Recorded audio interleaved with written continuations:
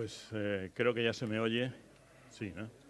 Muy buenos días a todas y a todos. Muchísimas gracias por acompañarnos en esta mesa redonda con un título muy largo, ¿no? Pero al mismo tiempo muy sugerente. Regenerar la educación, nuevas transformaciones sociales, regenerar la educación y la ciencia, la igualdad y la inclusión desde el humanismo y la fraternidad como motores del cambio, ¿no?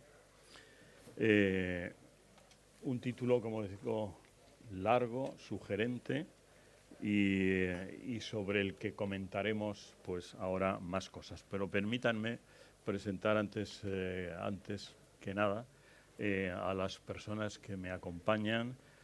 Ana Bujaldón, presidenta de FEDEPE, que es la Federación Española de Mujeres Directivas, Ejecutivas, Profesionales y Empresarias, ¿no?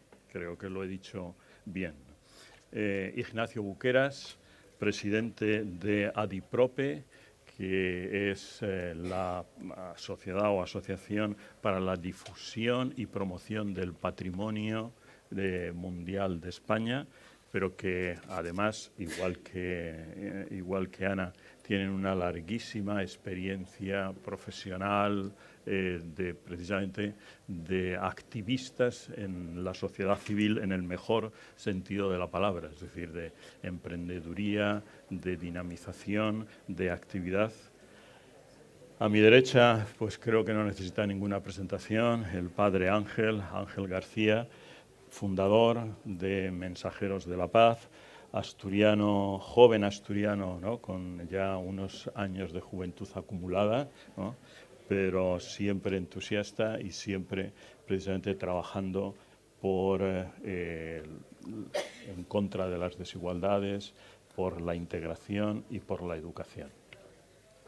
Sabina Camacho, presidenta de CEOMA, que es la Confederación Española de Organizaciones de Mayores, también con una larga trayectoria en todo lo que es el mundo de los mayores, de los cuidados, de la atención, de lo que representan precisamente los mayores en nuestra sociedad en estos momentos.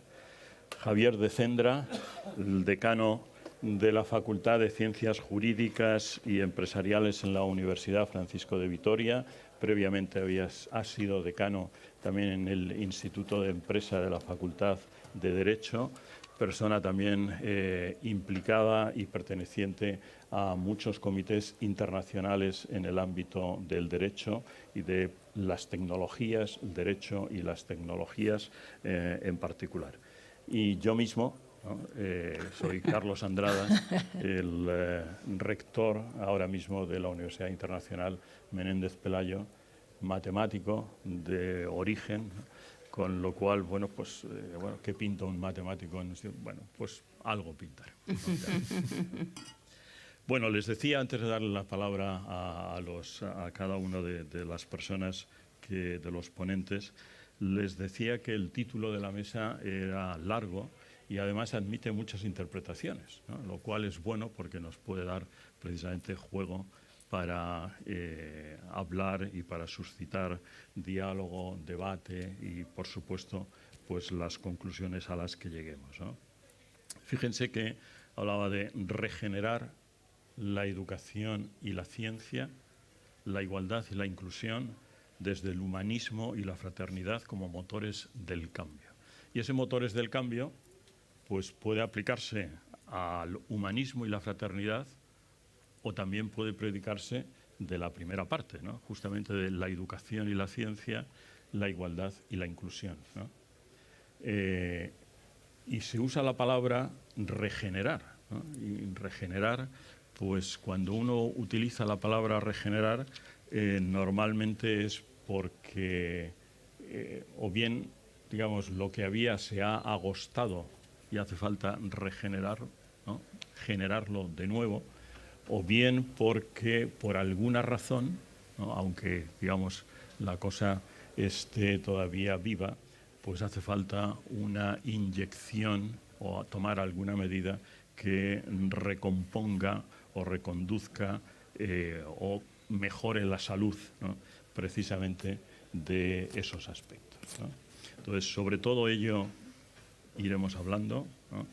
En la mesa anterior, y perdonen el retraso, ¿no?, con el que hemos empezado, pero no es culpa nuestra, sino han sido de la mesa anterior, pues como cuando uno, hablando ya de educación, siempre, ¿no?, en un momento determinado le echa la culpa al sector educativo anterior, y dice, no, es que nosotros, porque es que ya nos vienen mal del anterior, y a su vez del anterior, y así nos vamos remontando, ¿no?, hacia atrás. Pero una de las conclusiones, ¿no?, que he estado escuchando de la mesa anterior era precisamente la importancia de los valores y la educación para la construcción de este país, ¿no?, de nuestro país. Hablamos de educación, hablamos de ciencia, hay nuevos conceptos también ahí sobre la marcha, ¿no?, o sobre la mesa. Ciencia abierta, ciencia ciudadana. Acabamos de ver también en estos días, ¿no?, digamos, escándalo o episodio de estos científicos que escriben, digamos, financiados por universidades extranjeras. Bueno, ¿qué está pasando en este mundo también, ¿no? Y de ahí sí que entra bien la palabra de regeneración. La igualdad, tenemos, desde luego, hemos hablado de la inclusión, la igualdad de oportunidades, igualdad también de género, tenemos Ana. El edadismo es otra forma también de ir, ¿no?, en contra de esa igualdad y de la inclusión. En fin, yo creo que tenemos temas absolutamente candentes, cruciales, y sobre todo tenemos a personas que saben de lo que hablan y hablan de lo que saben, ¿no?, lo cual yo creo que es importante en los dos sentidos. Entonces, vamos a tener una primera intervención de cada uno de los participantes, de los ponentes. La idea es que haya tiempo para el diálogo, o sea que procuraremos no extendernos demasiado. Me disculparéis, queridos compañeros de mesa, si en un momento determinado os corto, pero se trata de que todos podamos participar y de que ustedes puedan participar y no sea una sucesión de monólogos sucesivos, sino realmente un debate. Pues empezamos por ti, Ana, cuando quieras, por favor. Muy bien, pues buenos días a todos y bueno, mi primer mensaje sobre todo es felicitar a Sociedad Civil Ahora por la celebración de este congreso, de este tercer congreso, Regenerar España. Es un placer participar en esta mesa presidida por Carlos y además hacerlo en compañía y rodeada de ponentes tan ilustres a los que respeto y admiro, ¿no?, como el padre Ángel, Ignacio, Sabina, Javier. Es un gusto formar parte de estos foros de reflexión pública donde, bueno, siento decir, que me lo van a escuchar alguna vez más, que he hecho en falta más voces y miradas femeninas y es mi responsabilidad poner el acento en este tipo de foros, en este tipo de congresos. Mi deseo también es invitarles a la reflexión en nombre de las más de 26.000 mujeres que reúne FEDEPE, la Federación Española de Mujeres Directivas, Ejecutivas, Profesionales y Empresarias, que reúne y que es independiente, es plural y que nos une un objetivo común, que es poder impulsar también nuestras carreras profesionales en igualdad de oportunidades. Nuestra federación, después de 35 años de trabajo, se ha consolidado como la entidad más importante, la entidad referente de ámbito nacional en la defensa del liderazgo femenino y lo hace como sinónimo de progreso, de rentabilidad y de crecimiento económico sostenible. Por este motivo me gustaría destacar hoy aquí la importancia del rol de la mujer en el desarrollo y transformación de las sociedades y cómo es necesario aplicar un enfoque de género en temas tan relevantes que hablaremos hoy, como la educación digital, la inteligencia artificial y la política de pactos de Estado, que se ha hablado en la mesa anterior también, por la educación y la ciudadanía digital.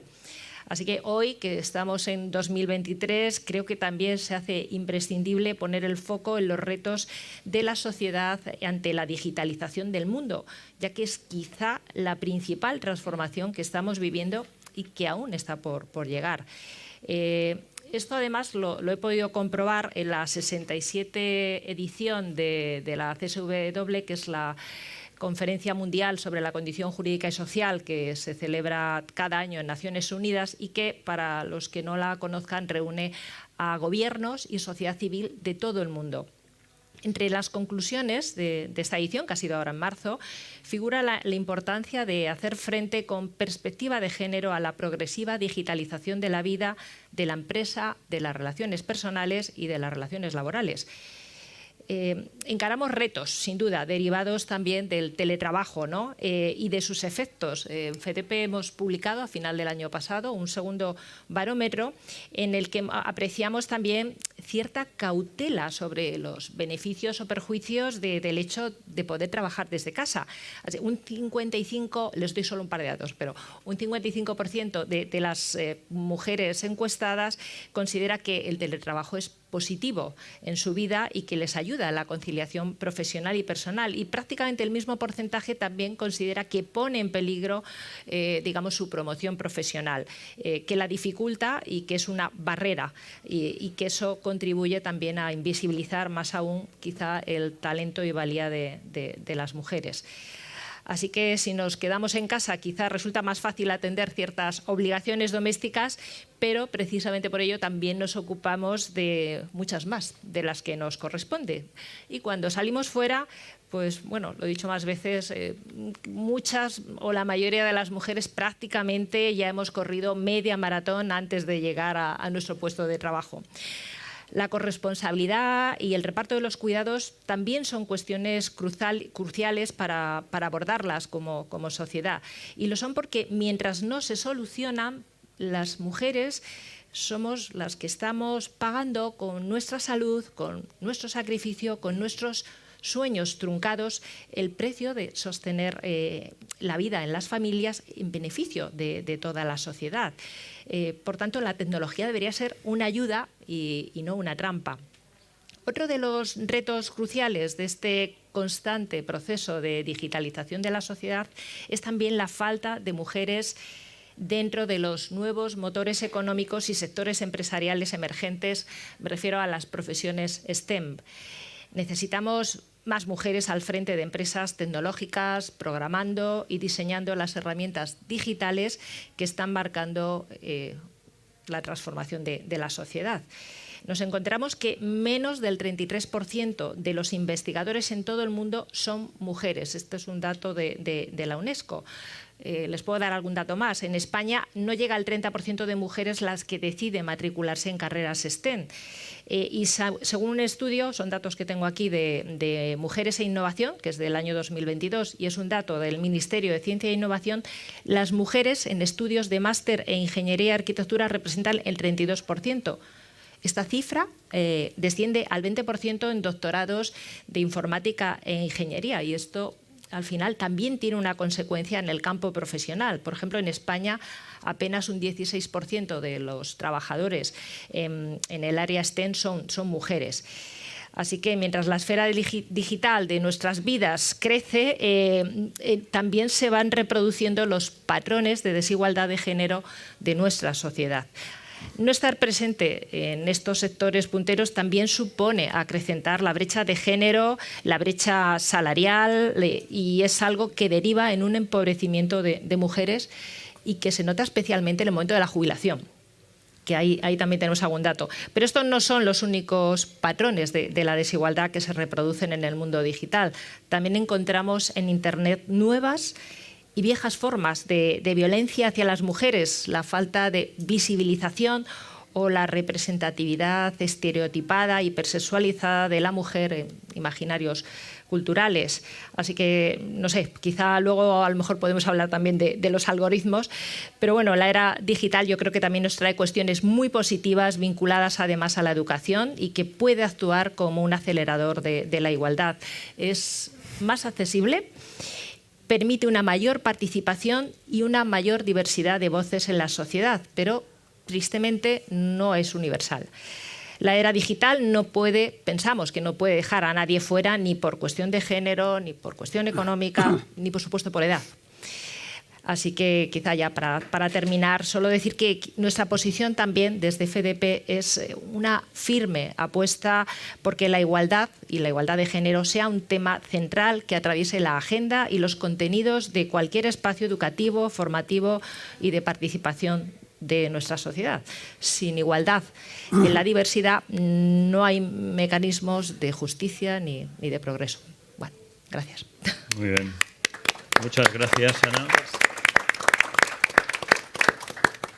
Pues pasamos a Ignacio. Ignacio, adelante, ¿no? Cuando quieras. Buenos días a todos. Estamos iniciando el tercer Congreso Nacional de la Sociedad Civil, que ya es importante que en este país se aglutine. Hay demasiados personalismos y lograr que haya un tercer Congreso Nacional. Y por otra parte, con un título motivador, regenerar la sociedad. En unos momentos como los que estamos viviendo, yo considero que es de los momentos más preocupantes en lo político, en lo social y en lo económico que estamos viviendo estos últimos 40, 50 años, creo que nos marquemos todos con este Congreso Nacional. Regenerar la sociedad es fundamental. Por tanto, bienvenidos a todas las personas que forman parte para esta mesa, los que son ponentes, el presidente, etcétera, etcétera.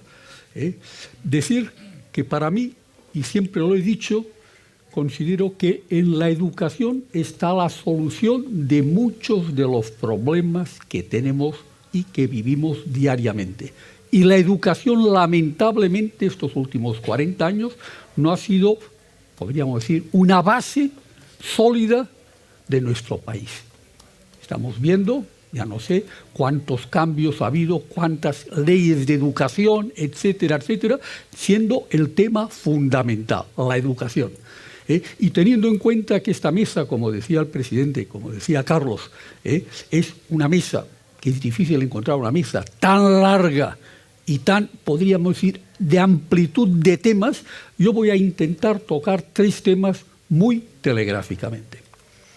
Por una parte, los mayores. Es el único sector en España que en números absolutos y relativos ha crecido de manera importante.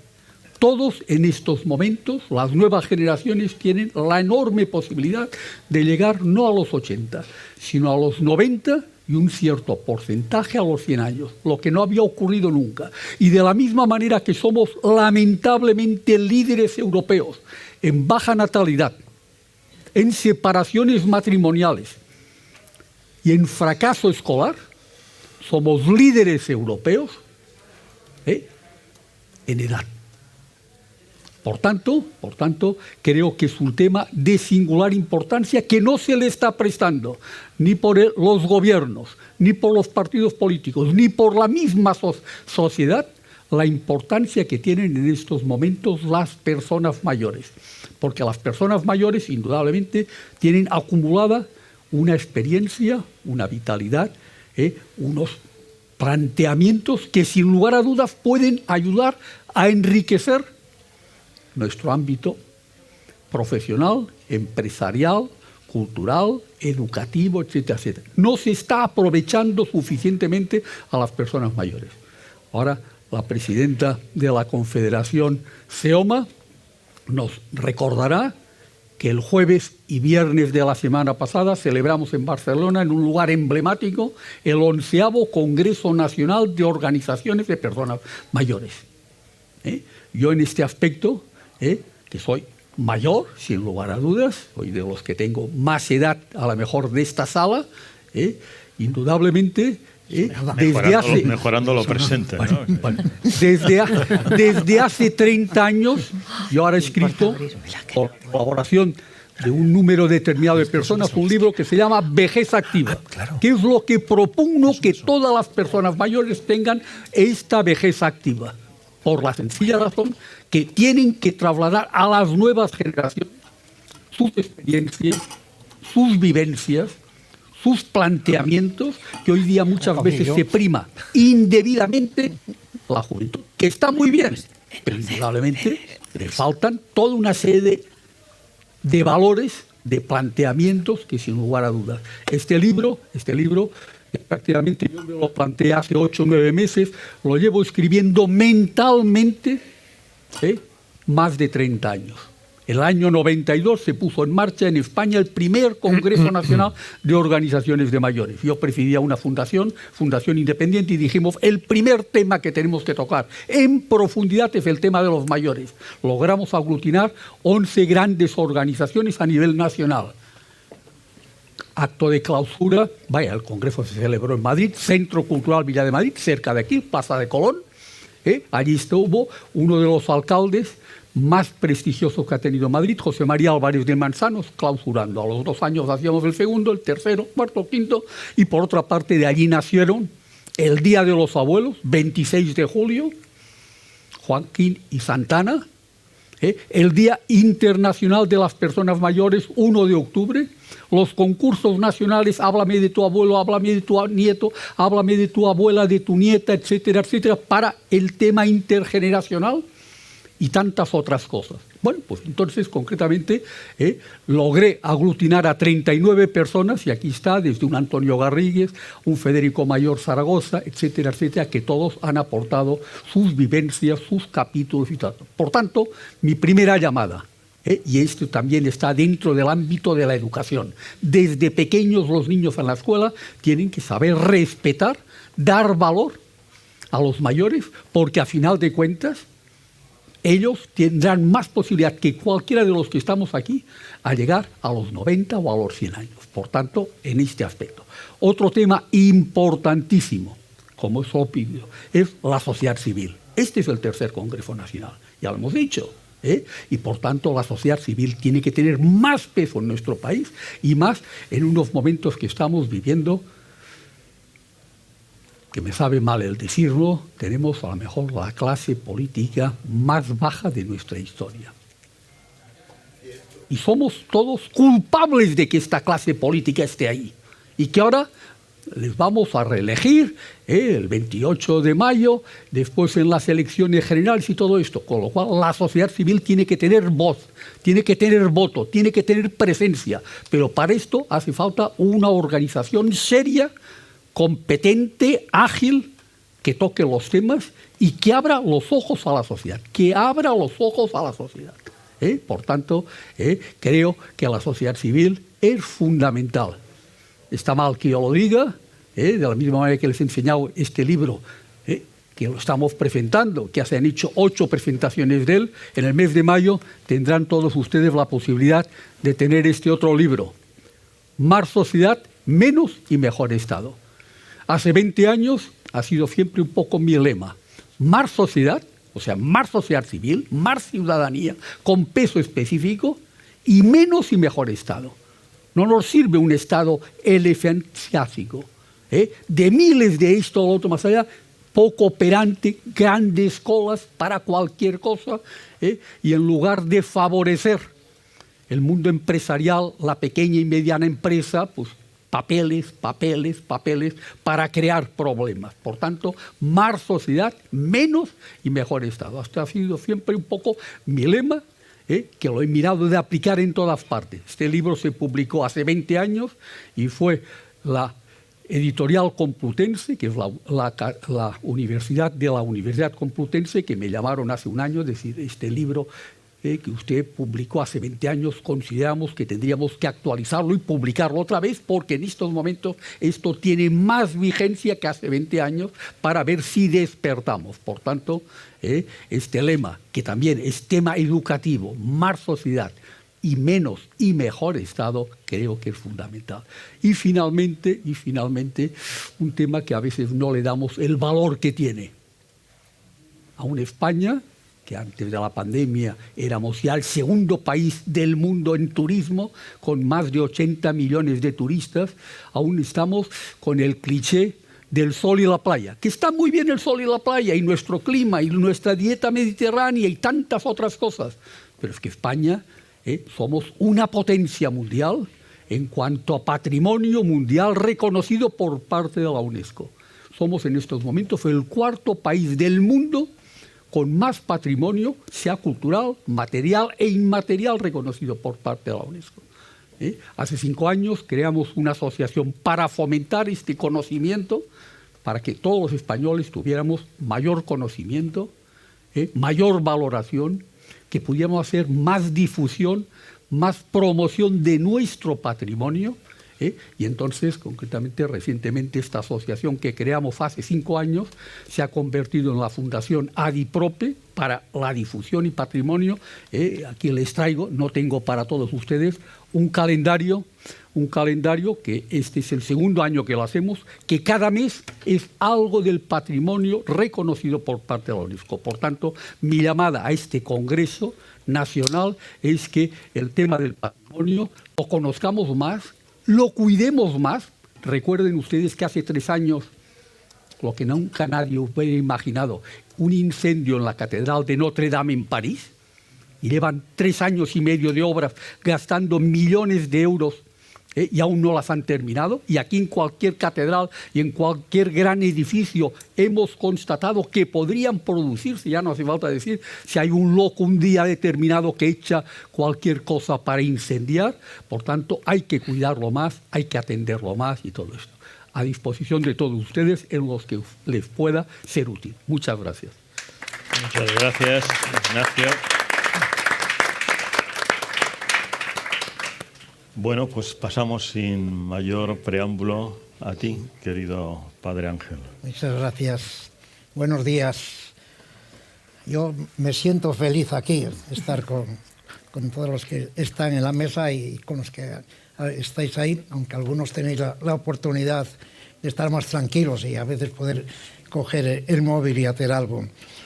Pero os confieso que no estoy cómodo estar aquí. Hacerte una foto, por ejemplo.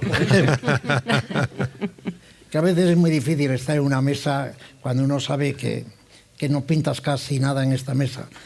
Lo que sí les puedo decir, os voy a leer lo que he podido hacer en estos días, porque era un título tan grande y tan eso que uno no sabía si estaban hablando de la inteligencia artificial. Se me venían los éxtasis de la Madre Teresa y algunos iluminados que hay. Yo creo que la inteligencia artificial ya existía en aquellos tiempos con este tipo de personas. Pero lo que sí es cierto es que un mundo mejor es posible. Lo que sí es cierto es que las transformaciones sociales son fundamentales para construir una sociedad más justa, más equitativa, una sociedad mejor. Sí, yo no estoy muy de acuerdo, lo decía creo antes Aldo, es decir, en que haya tantos agoreros, en que digan que estamos todo tan mal, en que la política, en que la iglesia, en que los deportistas, en que todo eso. Yo creo que no, yo creo que vivimos un momento feliz y glorioso con muchas faltas en las que debemos sin duda corregir, ¿no? Pero, como decían, es decir, tenemos que ser no optimistas por ser optimistas, sino porque los que vivimos o sabemos desde Mensajeros de la Paz, estamos en tantos otros países, cuando llegas a este nuestro país, es decir, ves de verdad la diferencia que hay entre otros lugares y estos lugares. Por eso a veces tenemos que estar ahí. Las nuevas tecnologías son muy importantes por varias razones. Primero, porque mejoran la eficacia, la productividad, porque permite no solo a las empresas que reduzcan costes, que aumenten estabilidad, sino también a las asociaciones, a las ONGs, a las instituciones que trabajan con los demás, el que podamos llegar a algunos sitios donde no podíamos antes llegar. Cuando hemos tenido la pandemia, lo que hemos sufrido estar encerrados, pero también lo que hemos podido hacer gracias de verdad a las redes sociales, gracias a ese tipo de videoconferencias o de llamadas que podíamos al menos aliviar y consolar a tanta gente. Si no hubiéramos tenido eso, hubiéramos sufrido más soledad todavía. Es verdad que estamos padeciendo, el Papa Francisco lo decía al día siguiente del pontificado, que los dos problemas mayores que tiene esta sociedad es la migración y la soledad. Y la soledad sigue siendo ese gran problema. Por eso ahora hemos pedido que a las instituciones, a los que de verdad pueden, porque un mundo mejor lo pueden hacer y lo deben hacer los políticos, la política, los gobernantes, y los demás podemos y debemos colaborar con ellos, pero quien de verdad pueden cambiar, subir, bajar, hacer, es decir, alguien decía en el Congreso de los Diputados, presidente de la ONCE, les dijo: a ustedes, los diputados, el problema mayor que tienen no es el que si suben o bajan las pensiones, el que si se acuerdan o no se acuerdan, tal. El problema mayor que tienen ustedes es que no se quieren. Y este es el problema que tiene esta sociedad, que nos queremos poco. Y las redes sociales nos ayudan, sin duda, a querer. Contribuyen al desarrollo económico, al social, a estar más cerca de los enfermos, de los que están solos, de los que están tan lejos a veces y no podemos ni tan siquiera tocarles o besarles, pero podemos, por ejemplo, casi darle los buenos días o las buenas noches siempre. Hay que tener en cuenta la ONU, para el Día Mundial de la Mujer del 2023, precisamente tuvo un objetivo de concienciar sobre la desigualdad que crea el acceso a las de no mujeres a las nuevas tecnologías. Y eso concienció a la gente, es decir, tenemos que concienciar de verdad a las personas, a los que nos rodean. Y esto nos lleva a la importancia de la educación, de hacer un buen uso de estas tecnologías. Nos amenaza mucho que si todas estas tecnologías pueden ser un mal, pero hay que pensar que estas tecnologías también pueden ser, y de hecho son un bien. La educación debe estar centrada en los valores, sin duda alguna, humanos y fraternales. Hoy mismo, cuando uno lee los periódicos, te encuentras con cosas tan curiosas que yo recortaba para venir aquí, que era nada menos que el del Papa Juan XXIII, hace ya 60 años, cuando convocaba aquí el concilio y decía: tenemos que la Iglesia dejarnos de estar mirando tanto a nosotros, al ombligo, y salir con todos los pueblos y ponernos en la modernidad de lo que existe, que ha costado mucho hacer eso, sin duda alguna. Y quiero terminar ya, porque yo prefiero más venir a preguntar o a escuchar que a decir, pero sí terminar con algo precioso que he encontrado cuando me propusieron hacer esto, que dije que no, pero después uno cae siempre en la trampa. El Papa Francisco, en un mensaje que hizo en la jornada de la comunicación sociales este año, dijo lo siguiente: en todo es mejor guiarse por el criterio del amor que decía San Francisco de Sales, y que hay que partir de este criterio del amor. Somos los que comunicamos. Una lección que va a contracorriente hoy, en un tiempo en el que, como experimentamos, sobre todo en las redes sociales, la comunicación frecuente se instrumenta para que el mundo nos vea como querríamos que nos vea, no como somos. Y termina diciendo, y vemos un panorama de la comunicación social, no son precisamente estas características las que debía tener un artículo, un reportaje, un servicio radiotelevisivo o un post de las redes sociales. Que los profesionales de la comunicación se sientan inspirados en este amor de la ternura, buscando el mejor para la sociedad.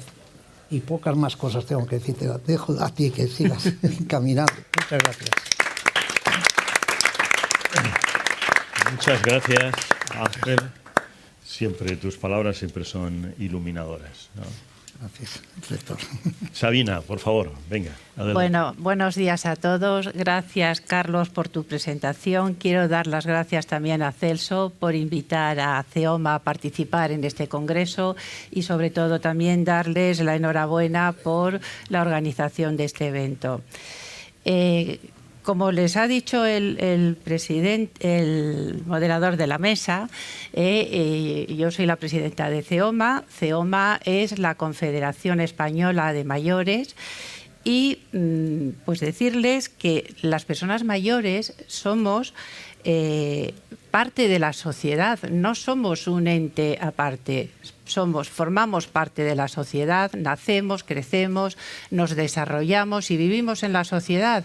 Y desde el momento, y lo saben ustedes muy bien, que nacemos, las personas empezamos a envejecer. Y esto forma parte del ciclo de la vida. Y vivimos en la sociedad y pasamos por distintas etapas, como son la infancia, la adolescencia, la juventud, la vejez. A lo largo de toda nuestra vida, las personas tenemos unos derechos reconocidos en la Constitución española, en las leyes españolas.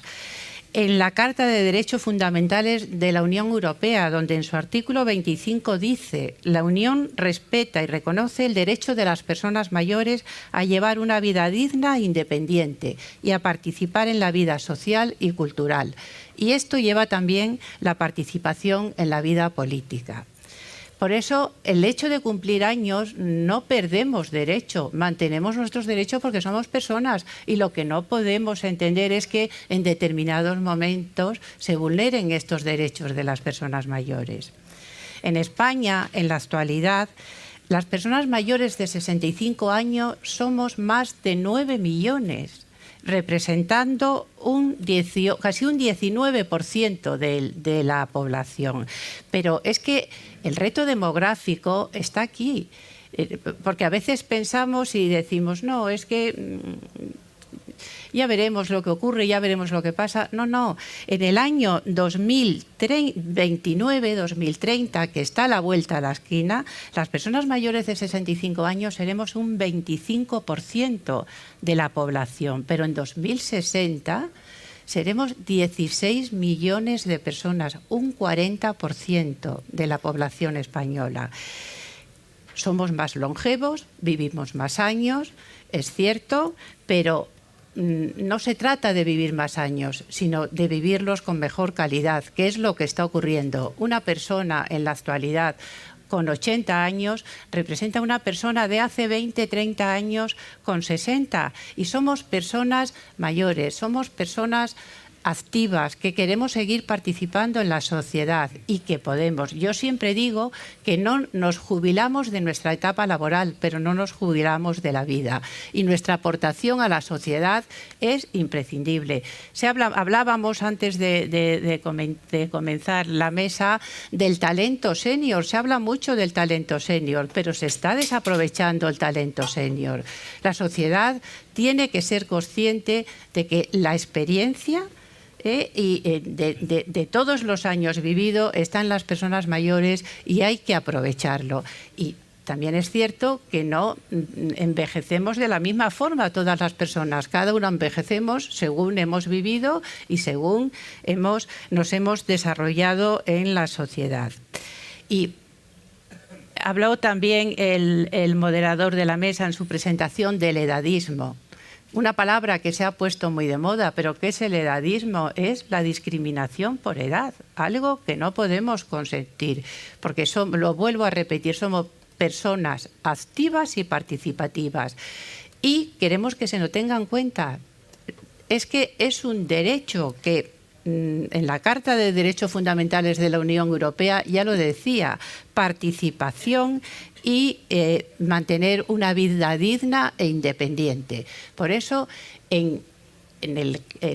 a la hora de programar políticas sociales y programas sociales, queremos que se cuente con nosotros, porque nosotros sabemos qué es lo que queremos y cuáles son nuestras necesidades y demandas. No solo que se nos escuche, somos sujetos activos y participativos y queremos participar en la sociedad porque tenemos mucho potencial y cada persona participa en función también de ese desarrollo profesional que ha tenido a lo largo de la vida. Y de hecho hay muchos movimientos asociativos de personas mayores que están aportando mucho a la sociedad y tenemos que seguir trabajando. Pero yo digo, ¿por qué no hay más personas mayores en la política? Porque sería necesario, es la única forma de que nuestros derechos estén, se defiendan más y estén más reconocidos. Porque nosotros no pedimos nada, pedimos es nuestro derecho. No estamos diciendo es que queremos que nos den, somos un miembro más de la sociedad. Hay jóvenes, hay mayores, y las personas mayores queremos nuestros derechos y ejercitarlos como tal. Entonces, yo quería comentar también, porque estoy hablando de un envejecimiento activo y saludable, que decía también Ignacio, la educación es necesaria desde el colegio, es necesario para el respeto a los demás, pero también es necesario para tener para inculcar en los niños unos estilos de vida saludables que cuando lleguemos a ser mayor,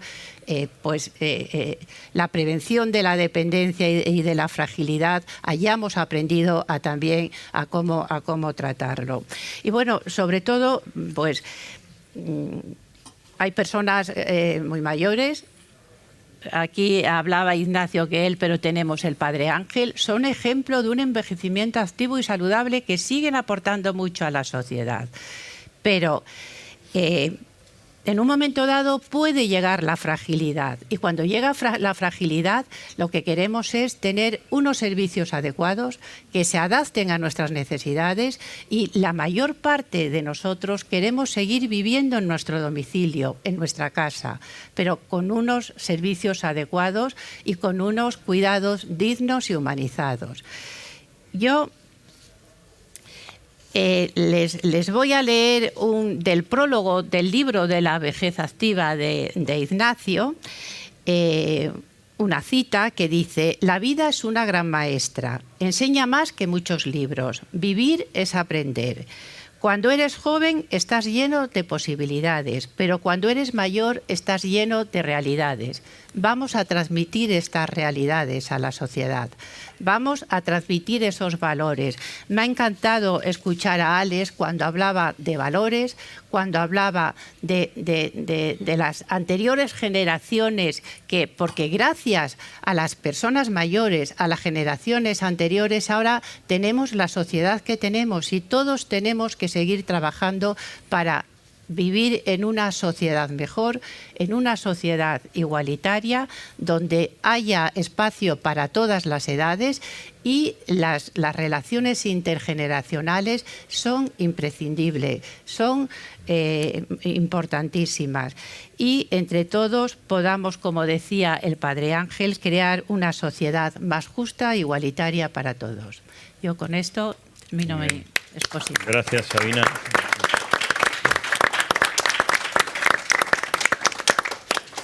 Y Javier, ¿no? Como se dice, last but not least. Intentaré ser breve en cualquier caso. Muchísimas gracias, moderador. Quiero empezar agradeciendo, por supuesto, a Olcese y a todo su equipo, a la sociedad civil ahora, el que hayan hecho el esfuerzo por tercer año consecutivo de traer a muchísimas personas de la sociedad civil a pensar juntos sobre los grandes retos que nos preocupan. Esto no es nada fácil. Habla muy bien de Aldo, habla muy bien de su compromiso con la sociedad civil, y habla muy bien, y lo ha dicho él esta mañana, de la importancia de la gratuidad. De la importancia de la gratuidad, de ofrecer lo que uno tiene, sin saber exactamente qué frutos va a dar, pero con la esperanza y con el optimismo de que ese tipo de esfuerzos genera siempre resultados buenos, aunque uno no sepa exactamente dónde y cuándo.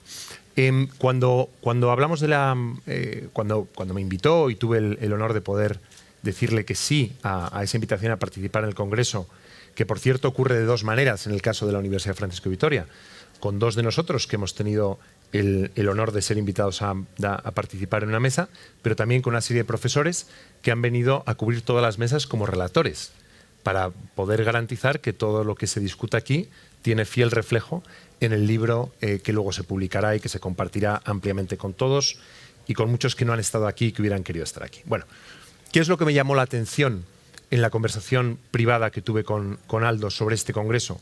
Una sola palabra, y fue la palabra fraternidad. Me llamó poderosamente la atención el que él hiciera mucha insistencia, no ya en el humanismo, en las humanidades, sino en la fraternidad como motor del cambio, de las transformaciones sociales que evidentemente estamos viviendo, pero a las que somos convocados juntos en comunidad a contribuir dando lo mejor de nosotros. Es evidente que en esta mesa lo que nos convoca especialmente es una preocupación por la situación de la educación y la ciencia en España, y es evidente que cuando uno mira los datos, mira algunos datos, se encuentra con que España ha hecho un enorme esfuerzo en términos, por ejemplo, de PIB, y la última ley, la LOMLOE, habla de un 5% del PIB para mejorar la educación. Sin embargo, no se alcanzan los resultados que todos desearíamos si nos comparamos con países de nuestro entorno y con el contexto internacional. Si tomamos el célebre informe PISA, si miramos los rankings internacionales de universidades, ¿qué es lo que vemos? altas tasas de abandono escolar, en dobles dígitos y en dígitos altos, alrededor del 30%, unos niveles de exigencia en la educación primaria y secundaria que desgraciadamente parece que van bajando y que la ley lo apoya. Repetir un curso es algo ya prácticamente imposible en la LOMLOE, una formación profesional que todavía no cubre la demanda real del mercado.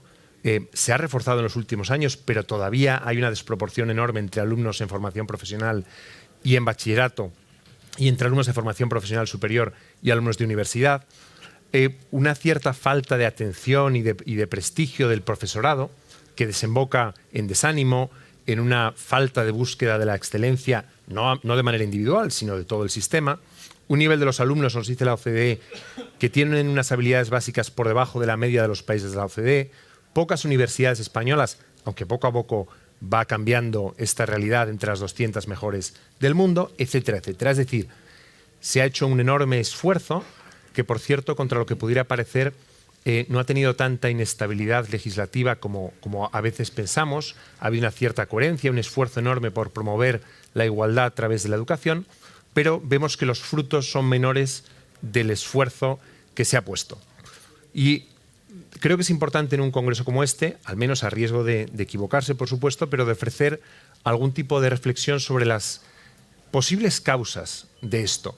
Decía Aristóteles, ya hace más de 2000 años, que en la historia se podían distinguir como dentro de un desarrollo progresivo que nos ha llevado a una situación maravillosa en el siglo XXI en términos de población, en términos de renta per cápita a nivel mundial, de reducción de la pobreza, de alfabetización de casi todas las personas del mundo, de cada vez mayor sensibilidad por la crisis ecológica, de una revolución tecnológica extraordinaria. Todo eso es enormemente positivo.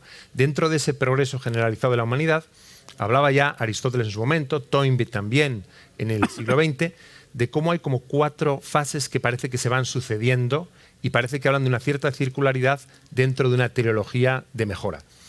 Y él decía lo siguiente, decía: los tiempos recios, los tiempos duros, dan lugar a gente extraordinaria. La gente extraordinaria da lugar a sociedades de abundancia, sociedades fuertes, de oportunidades para todos. Esas sociedades en general dan lugar a personas más débiles, menos virtuosas. Y personas más débiles y menos virtuosas porque se han acomodado, se han acostumbrado a vivir en unas condiciones económicas y sociales y culturales extraordinarias, dan lugar a sociedades débiles. Y cuando se han visto algunas encuestas informales en las redes, por ejemplo en Twitter, sobre esto, se ve que no ya en España, sino en el contexto europeo, hay una cierta conciencia de que vivimos en esta 4ª fase. Y por tanto nos estamos encontrando con unas fallas en la sociedad que hacen que sea muy difícil que la sociedad civil sea dinámica, esté bien articulada y tenga una conciencia de que junto con la clase política, la clase no es una... me corrijo, Aldo hablaba de que no le gusta ese concepto, a mí tampoco.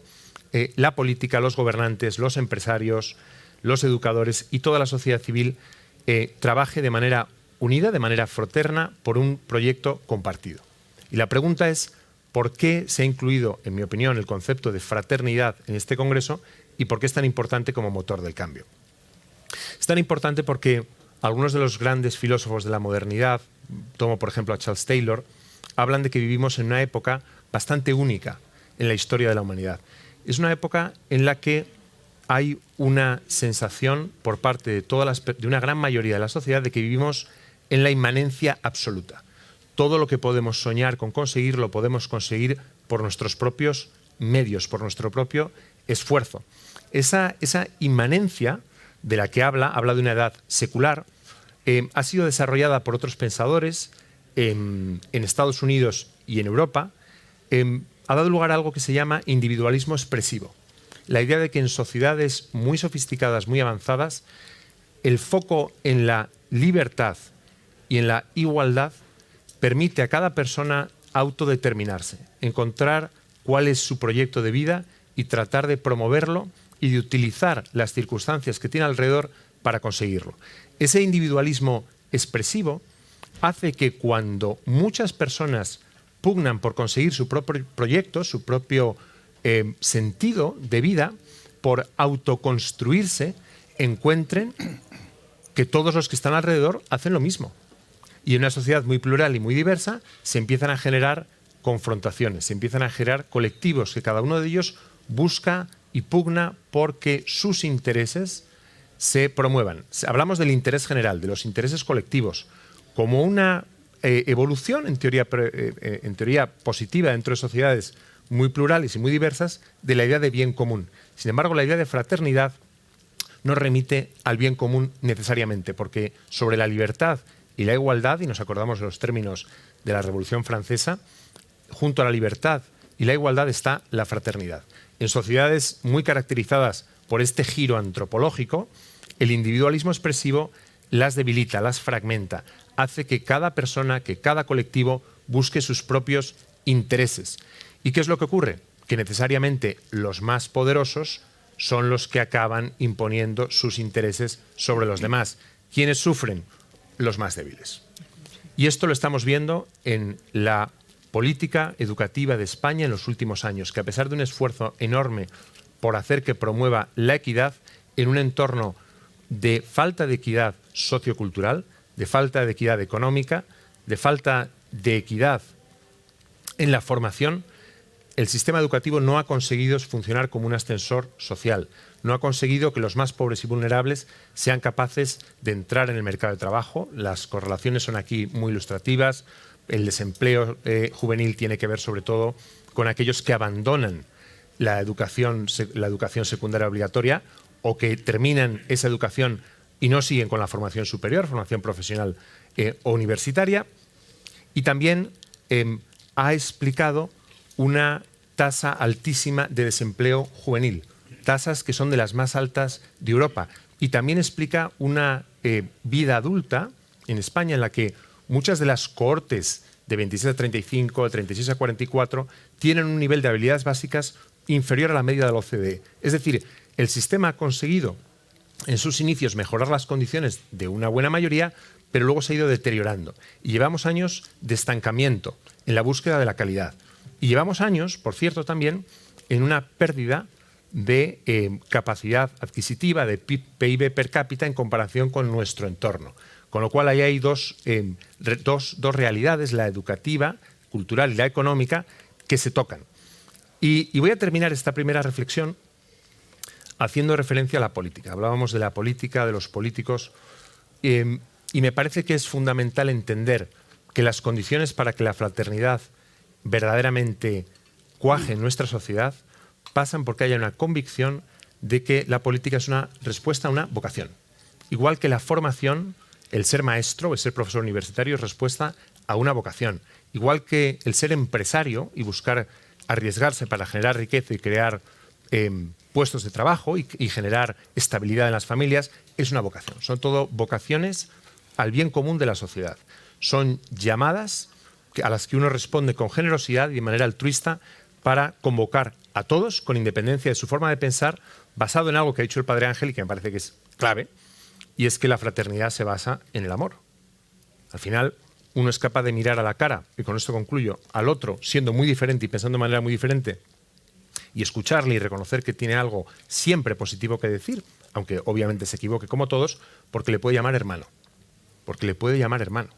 El llamarnos hermanos, el reconocer que estamos aquí todos juntos respondiendo a estos retos, es fundamental. Es en ese clima de amistad entre empresarios, políticos, educadores y sociedad civil, donde se pueden abordar sin ideologías, y esto quizás, si nos tenemos un momento después, entraré a ello, sin ideologías demasiado fuertes, demasiado agresivas, encontrar una política mucho más centrada en una antropología adecuada, en reconocer qué es lo que nos une y no tanto en lo que nos separa, que es algo que en el ámbito educativo, en las últimas leyes, se ha incidido con muchas cosas buenas que tienen, pero se ha hecho mucha referencia a todo lo que nos separa, que es mucho, pero que es menos de lo que nos une.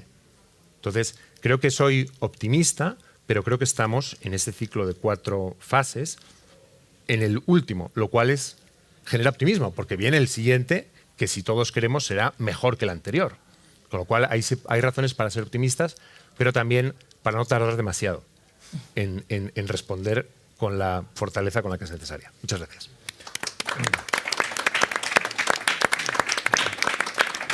Bueno, muchas gracias, Javier.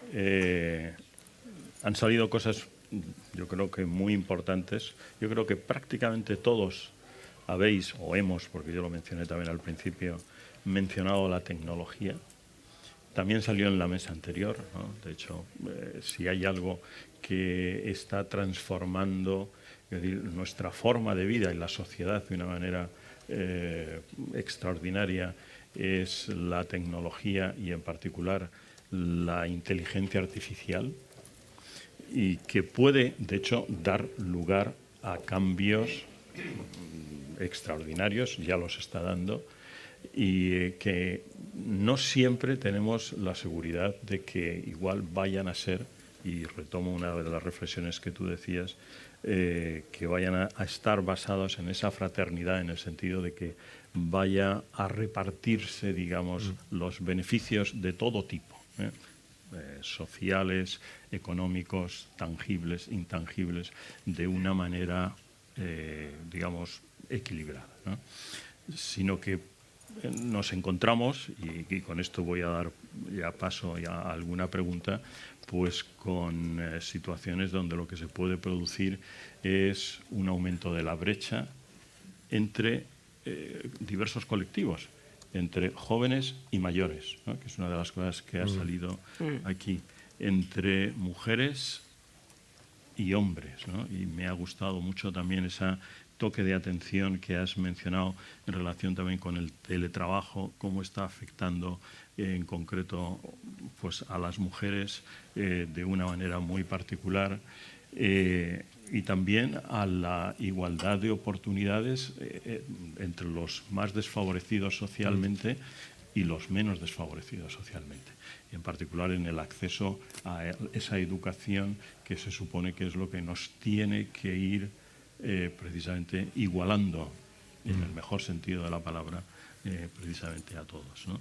Porque nunca ha sido, yo creo, tan evidente que el conocimiento, y en ese sentido la educación, es lo que va a marcar diferencias seguramente en el futuro, ¿no? Bueno, y esto es lo que os quería plantear, ¿no? En cada uno en vuestro aspecto, ¿cómo creéis que se puede, digamos, combatir de alguna manera eso, o hacer que esa tecnología vaya asociada realmente a una mejora social y no a un aumento de los desequilibrios y de las desigualdades? Empezamos por ti, por aquello de la mujer. Bueno, interesante. La verdad es que es muy de acuerdo con casi todo lo que habéis expuesto el resto. Y es verdad que tenemos paradojas, ¿no? Por ejemplo, que Javier hablaba de la educación, de ese ascensor social, y las mujeres somos mayoría en las universidades, también mayoría con los mejores expedientes. No termina tampoco de funcionar ese ascenso social porque tenemos el techo de cristal. Pero bueno, yo diría que se hace imprescindible una mirada transversal de género en esa acelerada digitalización de la sociedad y de la economía. Y yo creo que se hace imprescindible quizá por tres motivos. En primer lugar, destacaría en motivos económicos, motivos sociales y motivos de sostenibilidad. En primer lugar, destacaría que es necesario, y tenemos aquí una enorme oportunidad, no reproducir sesgos, estereotipos ni patrones sexistas que fomentan y siguen fomentando la desigualdad, la discriminación, y no olvidemos que también la violencia hacia las mujeres. En segundo lugar, corregir la brecha de género en los ingresos, en la brecha salarial y en profesiones y sectores económicos que son punteros y que están ligados a esas nuevas tecnologías. Antes decía que solo hay un 16% de mujeres en las profesiones STEM, y 1 de cada 10 si hablamos de inteligencia artificial, que es lo que empieza a dominar nuestro espacio laboral y empieza a dominar nuestra vida. Así que esta inteligencia artificial se espera además que está generando ya una revolución económica en todos los sectores profesionales y empresariales. Y quizá por último, por aplicar también esa mirada de género en este proceso de digitalización constante de nuestras vidas, y para que sean y se ha dicho aquí, pero para que sea una herramienta para una mejor conciliación de la vida laboral y profesional, y en el caso de las mujeres, pues que no sea una trampa, que no sea un boomerang. Bueno, lo dejo ahí si queréis. Bueno, aunque podemos hablar también de algoritmos, por ejemplo. Sí, no, de hecho yo iba a mencionar precisamente una cosa de algoritmos, ¿no? Cuando en tu intervención anterior, que de hecho has mencionado la palabra algoritmos, como yo soy matemático me llama enseguida, ¿no?, el tema de los algoritmos. Hay un libro, ¿no?, que ya tiene unos cuantos años, de una matemática estadounidense que se llama Las matemáticas como arma de destrucción masiva, ¿no? Y justamente el tema que plantea es la inteligencia artificial. Los algoritmos que hay detrás de la inteligencia artificial aprenden de lo que les enseñamos. Es decir, no nacen sabiendo, sino que la inteligencia artificial se basa en mostrar a las máquinas, a los algoritmos, tantos ejemplos como sean necesarios, a partir de los cuales ellos, digamos, o ellas ya, digamos, predicen, pero predicen en base, evidentemente, a los comportamientos que se les ha enseñado previamente. Si lo que les enseñamos o los algoritmos que están detrás están hechos con determinado prisma, evidentemente van a reproducir exactamente eso. Entonces, por eso te preguntaba un poco, por si quieres añadir, digamos, alguna consideración, o sea, cómo podemos, digamos, introducir esa mirada o esa visión de género en cosas que después, además, parece que el resultado que da una máquina es indiscutible, porque como es una máquina es objetivo, ¿no? O se supone que le otorgamos un valor de objetividad, ¿no?, que sin embargo, bueno, pues es decir, cómo está construido, ¿no? Estaba recordando una anécdota de un encuentro coloquio que celebramos, la verdad es que hace igual 6 años, para hablar de inteligencia artificial, y lo hacíamos, en ese momento era Marta Martínez, la CEO para España de IBM, y se suscitó un debate interesantísimo porque, bueno, en ese momento ellos tenían un ascensor con el que podías hablar, ¿no? Pero también se habló, después lo hablamos también con compañías de coches, estoy recordando con Ford especialmente, qué va a pasar con ese coche autónomo, ¿no? Y entonces se ponía un ejemplo muy gráfico. Si tiene que elegir, hay un impacto inminente y el coche, que es autónomo, tiene que elegir entre atropellar a una persona mayor o a un niño. ¿Qué va a hacer ese vehículo, ¿no? Bueno, pues quizás eso me lleva a la primera reflexión, y es que tenemos que pensar, pero en el origen, en la ética de los algoritmos. Esto quizá creo que es lo más importante, pero una ética que creo que debería ser también, y esto lo apuntaba hace poco también Cristina Garmendia, debería ser auditable.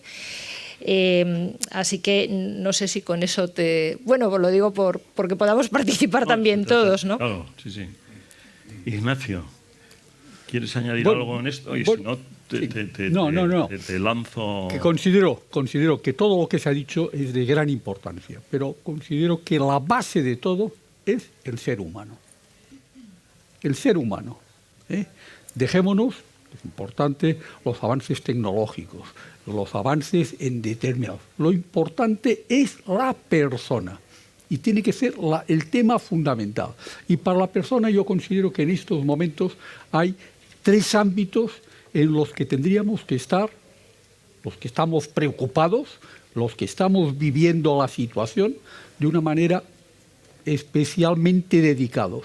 Y los 3 temas para mí básicos son, como antes ya he dicho en mis palabras, la educación, que no simplemente es la educación de la escuela, no solamente es la educación de la universidad, no solamente es la educación que estamos recibiendo hasta los 80, 90 o 100 años, porque cada día todos tendríamos que estar abiertos al proceso, a la evolución, etc., sino también la educación desde la familia. Los padres que sean responsables de la educación de sus hijos desde sus años más tiernos, desde sus años de infancia, etcétera, etcétera. Y la educación en estos momentos, lamentablemente, para mí no simplemente es conocimiento, que es importante el conocimiento, sino que también son los principios.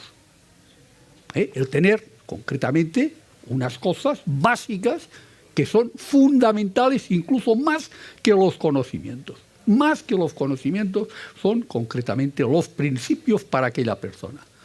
Segundo gran tema importante, la comunicación, las redes. Y si no, fijémonos qué está pasando entre los jóvenes de hoy día. No los jóvenes, incluso casi desde los niños, que están todo el día con el móvil. Más que escuchando a sus padres, más que escuchando al profesor o el educador, al maestro, ha dicho esto, he leído lo otro, esto, lo más allá, que creen, por falta de esta educación de valores,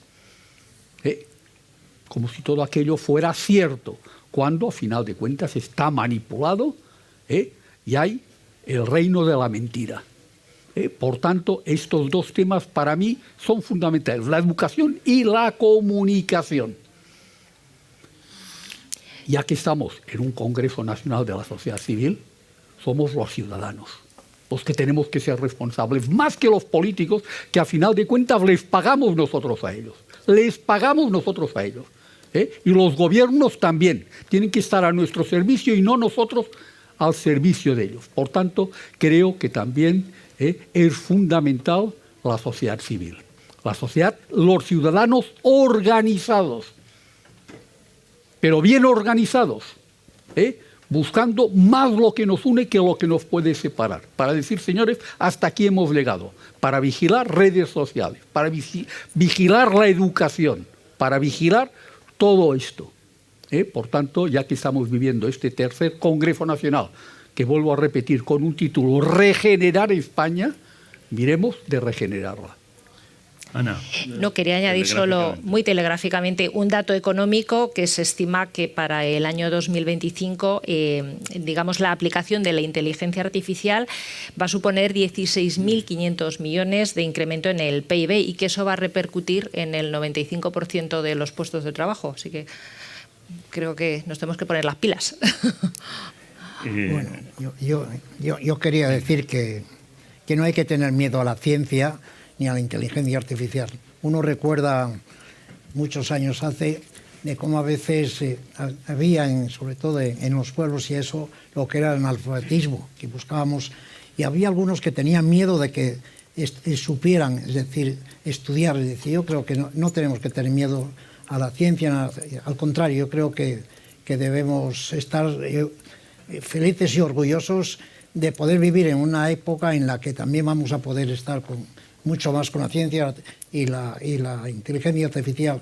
Y ahí están los progresos, los avances científicos en la que muchos de nosotros pues estamos vivos gracias a esos avances, ¿no? Y en que algunos pues a través de lo que se dice tanto en las redes sociales, cuántas veces uno puede aprender idiomas, puede leer, puede comunicarse, es decir, hacer un montón de cosas aunque tenga muchos años.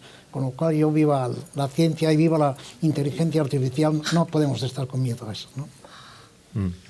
No, sin duda, sin duda. De hecho, yo creo que ninguno de los avances, si hoy estamos como estamos, desde luego es gracias a la ciencia, fundamentalmente, y los problemas que tenemos por delante fundamentales, ¿no? Y se han mencionado aquí algunos, y en concreto pues el tema de la sostenibilidad ambiental de nuestro planeta, de la energía, de cómo nos organizamos en sentido de la salud, ¿no? Pues es que de cómo tenemos agua, ¿no? Este problema que estamos viviendo ahora mismo de una manera tan acuciante en nuestro país, todo esto o lo hacemos, lo estudiamos, lo analizamos de la mano con la ciencia, con los científicos, o si no, efectivamente, no encontraremos la solución. Yo quería plantearte, Sabina, ¿no? Porque ha salido en varias ocasiones el diálogo intergeneracional, y a mí eso me hace especial ilusión. Fíjense, les he mencionado al principio que yo estoy ahora de rector de la Universidad Internacional Menéndez Pelayo, y una de las, digamos, cosas, de las frases que nos define siempre cuando hacemos los cursos de verano allá en la península de la Magdalena, a los que les invito a todos ustedes a asistir, es que aquello es ha sido y tiene que seguir siendo un espacio de diálogo interdisciplinar e intergeneracional entre los que están estudiando, los jóvenes, los maestros ya consagrados, etc., ¿no? Entonces, ese diálogo intergeneracional, primera pregunta, ¿cómo se puede fomentar, propiciar? ¿Cómo podemos hacer para incorporar ese diálogo intergeneracional? Y bueno, y aquí me encantaría que hubiera más jóvenes de los que hay, ¿no? Todavía. Y después, otro tema importante con la palabra que mencioné antes, la sostenibilidad, ¿no? Es decir, en esta organización social en la que tenemos, donde de alguna manera lo que tenemos en el inconsciente, seguramente grabado por la tradición cultural, es que la única forma de que los jóvenes se incorporen a la sociedad es que los que ya vamos siendo más mayores, ¿no? Pues demos un paso atrás de alguna manera. Bueno, ¿cómo hacer sostenible y compatible esto con lo que hemos mencionado aquí de la vejez activa, de esto, ¿no? De todo se ha mencionado antes también, y lo ha mencionado además, me parece que ha sido Alex, ¿no? En su intervención, el ponente más joven en la ponencia inaugural, el tema de las pensiones, la sostenibilidad desde el punto de vista laboral, desde el punto de vista económico, desde el punto de vista social. ¿Cómo podemos crear ese diálogo y esa convivencia y sostenibilidad entre todas las generaciones? Yo, si me permites, quería hacer también una alusión al tema de las nuevas tecnologías. Claro. Bueno, es que yo creo que entra también de Claro, sí. Las nuevas tecnologías son necesarias en la atención y cuidados también que se puedan prestar a las personas mayores. Incluso tenemos, pues, por ejemplo, la teleasistencia. Está basada en las nuevas tecnologías con sistemas periféricos que se ponen en los domicilios de las personas mayores. Esto permite que la personas que viven sola, que no se encuentren solas, porque saben que ante cualquier problema que tengan, pueden acudir a través de la línea telefónica y con manos libres a que les presten una atención. Esto evita la soledad también. Se les puede... pues tenemos el tema del cambio climático, que no hemos hablado de él tampoco y que afecta mucho a las personas mayores frágiles que viven solas y que son las que se encuentran muchas veces en mayor situación de pobreza, no voy a llamar solo energética, sino económica. Porque sobre todo las mujeres, que hablaba antes también Ana, porque las mujeres, sobre todo las mujeres mayores que no se han incorporado antes a la vida laboral, pero que han trabajado más que nadie en su casa y que primero cuidando a los hijos y luego cuidando a los mayores, cuando fallece el marido se encuentran en una situación de pobreza, baja esa pensión y muchas veces con los ingresos que tienen no se pueden hacer frente a determinadas situaciones. Entonces, para mí la tecnología es importante. Yo lo que sí quiero decir aquí es que los mayores aprendemos, estamos en la sociedad, evolucionamos y aprendemos, pero lo que no puede pasar es lo que acaba de pasar con la banca, un cambio drástico y ahora todos cajeros automáticos a través del teléfono. No, se necesita un tiempo para poder ir adaptándonos a esos cambios. En cuanto a lo que me preguntas, yo otra cosa importante que quiero decirlo aquí, porque la tecnología tiene que ser fácil e intuitiva, no que nos produzca un problema a la hora de poder acceder a determinados gestiones que tengamos que hacer y que lo que nos hace muchas veces es sentirnos inútiles y todo lo contrario. La tecnología tiene que ser un instrumento que nos ayude. Y respecto a los cuidados, decir que se habla mucho también de que nos van a cuidar robots. Yo digo, por favor, a mí que no me cuide un robot. Como decía Ignacio, las personas son insustituibles, la humanidad, la sensibilidad, la festividad. Esto no nos lo podrá dar nunca un robot por mucho que mejoren y que sean pues de última generación y fabulosos. Pero bueno, ahora me voy a centrar un poco en la pregunta que me has hecho. El tema de las relaciones intergeneracionales. 2 minutos. 2 minutos, vale. Las relaciones intergeneracionales. Lo que tenemos que hacer es convivir y conocernos. Las personas mayores y los jóvenes tenemos que interactuar. Mira, y yo les voy a comentar un estudio que hace muchos años se realizó y que yo tuve oportunidad de participar en él, y antes de comenzar con este trabajo se pasó un cuestionario a los jóvenes preguntándolos qué opinaban de las personas mayores. Pues las personas mayores son unos regruñones, unos cascarrabias, no nos dejan de regañar. Y cuando terminó la actividad que se hizo, y los mayores, ¿qué decían de los jóvenes? Son unos prepotentes, unos desobedientes, van a su bola. Pero cuando terminó el estudio, se volvió a pasar otra vez este cuestionario y había cambiado totalmente la idea que unos tenían de otros. ¿Por qué? Porque se conocían. Y es necesario esa interacción y ese conocimiento. Aparte de esa ayuda mutua que se puede dar, porque los mayores también tenemos que aprender. En el tema de las nuevas tecnologías, vamos, con los jóvenes nos darían unas lecciones y podríamos atender mucho, y esa transmisión de valores y experiencia y es necesario. Pues cuando terminó el estudio se volvió a pasar el cuestionario. ¿Saben ustedes qué opinaban los jóvenes de los mayores? Que eran muy guays, que todo lo que pudieron hacer juntos, que eran personas impresionantes. Y los mayores de los jóvenes, pues toda la idea que tenían pues de eso, de que eran unos rebeldes, todo lo contrario. Entonces es el conocimiento, es la participación mutua.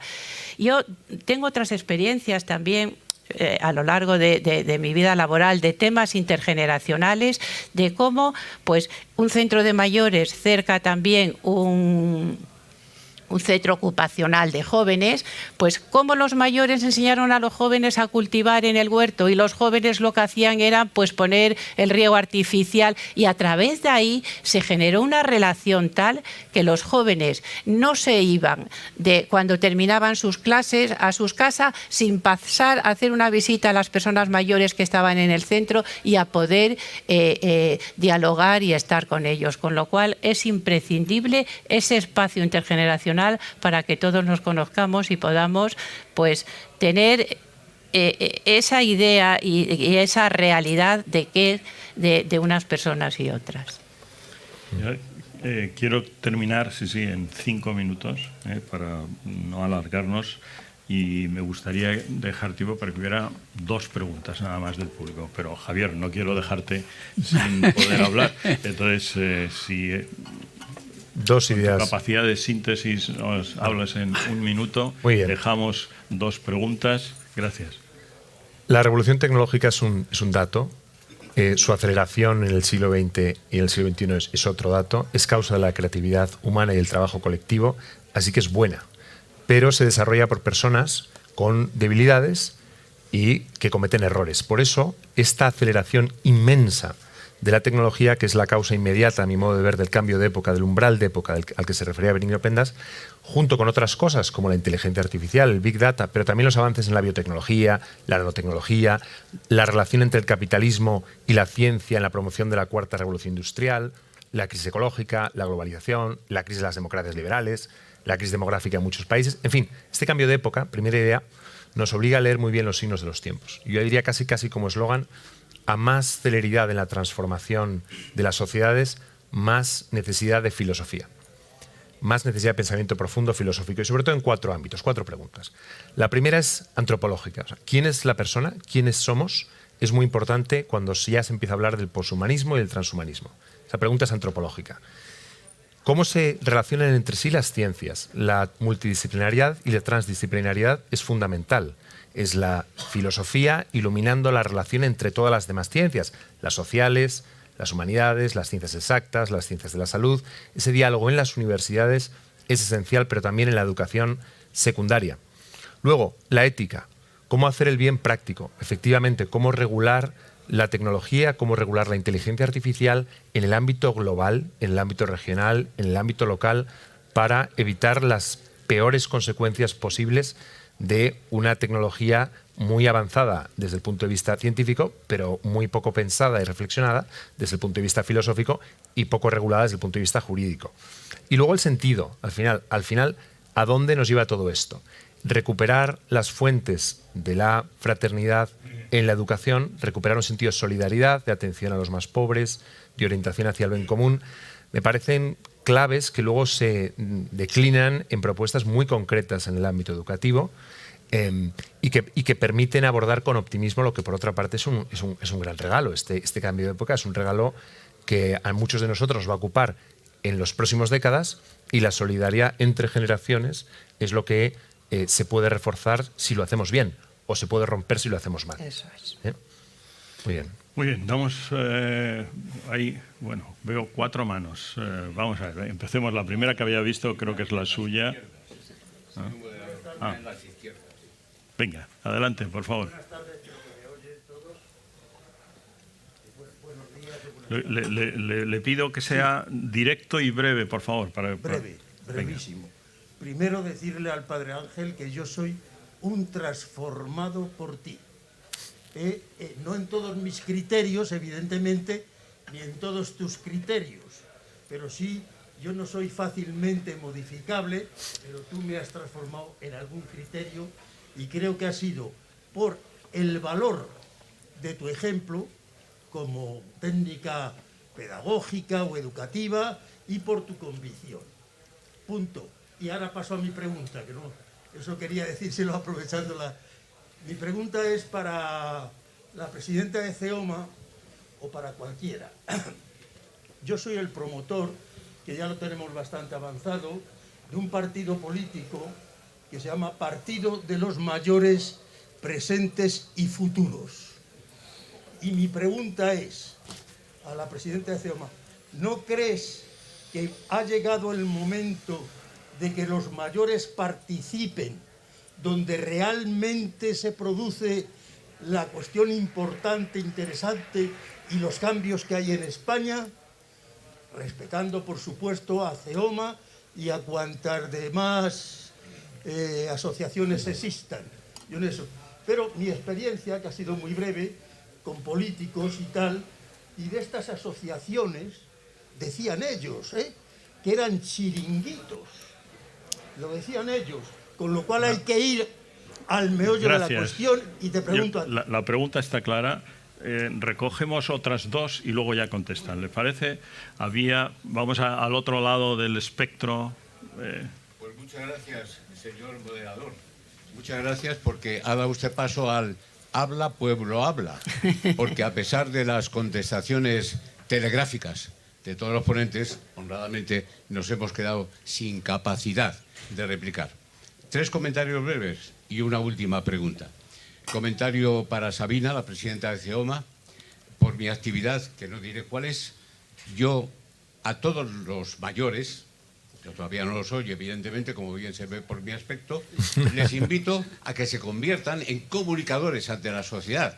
Dicho de una manera simplona, que preparen sus charlitas, sus conferencias para impartir. Y una persona mayor tiene una riqueza inmensa, propia y original.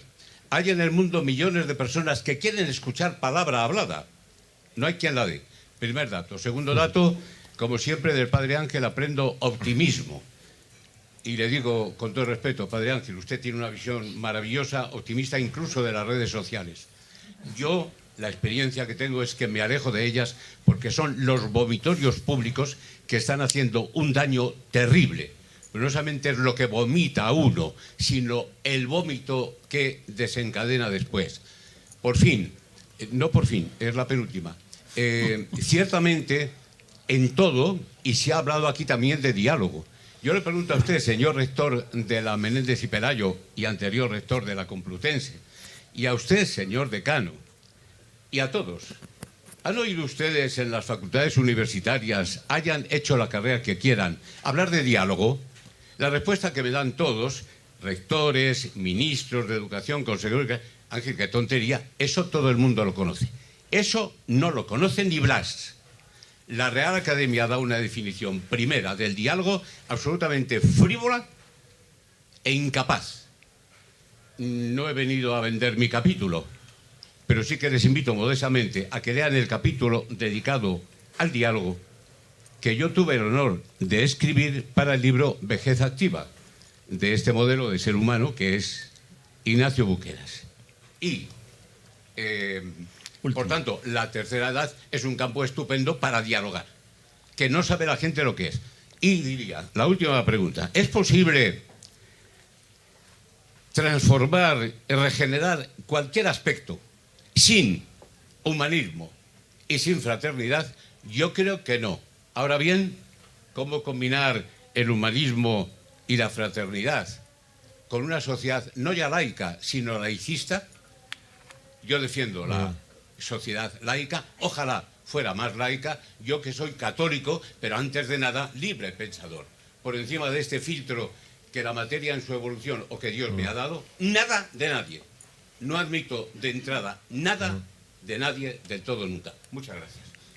Gracias a usted y disculpas por no tener más tiempo. Venga. Un momento, solamente una puntualización haría. He echado en falta que se hablara de los medios de comunicación, de lo que entendíamos antes, que informaban, formaban y entretenían. Eso he hecho en falta que no se haya integrado en ello. Yo he hablado de la La comunicación. importancia que tiene que haya esos programas tan basuras y como hay que llenar tiempo, muchas gentes en las residencias, en los hospitales, se ven obligados a tener que ver eso y con lo cual las consecuencias que pueda hablar. Gracias. Venga, vamos a la otra pregunta y las contestaciones y cerramos. Bueno, creo que no se va a necesitar el Una, micrófono. esta. Yo quería mencionar una frase, no, una palabra que ha dicho Padre Ángel que parece que ha pasado muy desapercibida, porque ha mencionado que uno de los grandes peligros de este siglo que estamos viviendo es la alta tecnología y el uso de redes sociales, inteligencia artificial y todo lo que estamos haciendo es la soledad. Si estamos en un congreso de sociedad civil para regenerar España, no podemos olvidar de un tema que es muy tabú, que es muy incómodo para todos, hasta que no toca a alguien que conocemos cerca o tal vez a alguien famoso. Es el tema del suicidio. Alarmantemente está subiendo la tasa de suicidios y ya sabemos todos los datos. Y es precisamente por la soledad. Entonces yo lo único que quiero pedir que usemos las redes, la tecnología y inteligencia artificial como una herramienta, no como un fin. Porque desgraciadamente los jóvenes se están volviendo cada vez más vulnerables, precisamente por el sobreuso de redes sociales, por ver a otros parecer perfecto con su vida perfecta. Y lo que ha dicho antes Ignacio, lo más importante es el ser humano. Y transmitamos a los jóvenes esos valores, ese amor a la vida. Y hay una herramienta que me gustaría pedir, por favor, que la empecemos a usar un poquito más. Sin olvidar esas redes sociales y esa comunicación con la gente que está lejos es fantástico. Pero que no olvidemos que ahora tenemos gente cerca. Y es una herramienta muy simple que se llama un abrazo. Que Gracias. elimina estrés y que puede estar acercando a los mayores a los jóvenes. Y eso es lo único que quería añadir. Pero, perdóname, pero nos han dado instrucciones de que tenemos que cortar. No hay tiempo ni siquiera para las respuestas que habíamos pensado, pero podéis hablarlo de ahora a nivel privado. Yo quiero terminar primero agradeciendo a todos los ponentes y a todos ustedes por su presencia. Segundo, recogiendo ese mensaje de optimismo que creo que ha salido en varias ocasiones, de que un mundo mejor es posible, de que tenemos precisamente los mimbres para poder hacerlo, los conocimientos, la ciencia, las personas, pero todo eso hay que construirlo día a día. Y en esa construcción de día a día es justamente donde tenemos que colaborar todos desde los valores, que es la siguiente cosa que ha salido, y en particular desde esa fraternidad que forma parte, ¿no?, de esa trilogía que todos hemos estudiado, ¿no? Libertad, igualdad y fraternidad, pero que efectivamente se ha quedado un poco como marginada, quizá porque se le atribuyen pues unas características determinadas, ¿no? Muchísimas gracias. Tendríamos para hablar, desde luego, mucho más tiempo, muchas más horas, pero hay que dejar paso a los siguientes. Gracias a todos.